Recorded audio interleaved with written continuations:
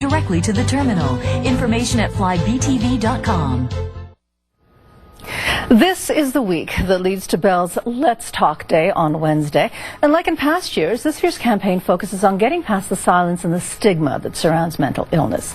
Patricia Lemoine Smith is one of the mental health faces for Bell's Let's Talk campaign. And welcome. Thank you for having me. So nice to see you. Okay, so you had to deal with an eating disorder when you were a teenager in your 20s. Why don't you tell us about that? Absolutely.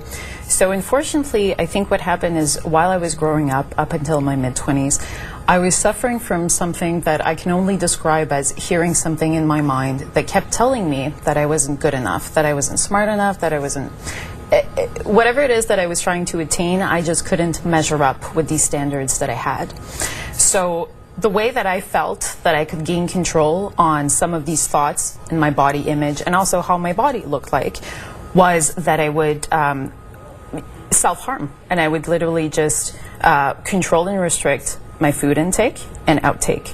And unfortunately, I suffered from that. In other words, you were controlling the one thing you thought you could control for, right? Absolutely. Yeah, absolutely. Trying to get control over your life somehow. So at what point do you realize that you really have a problem with this?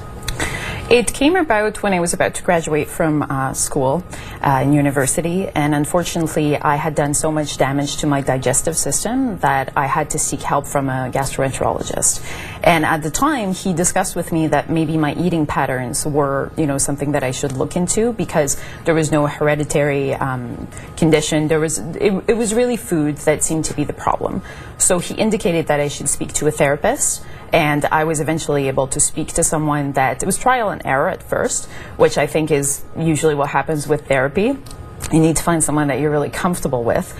And I eventually was able to do that. And then that's when we really started the work to pinpoint what my triggers were, what my coping mechanisms were, and how to deal with navigating the feelings. You still struggle with it?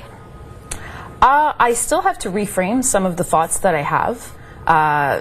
Surrounding anxiety and surrounding stressful moments where I will think something about myself in terms of how I look, will I measure up, will it be okay?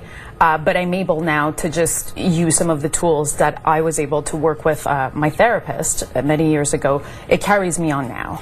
Because, I think it's interesting because you've chosen to come forward and be part of this campaign, for which we thank you, because you want to get this message out. And I know that there are people watching and they're going, well, look at her, she's got a great job, she looks great, she has no trouble talking on TV.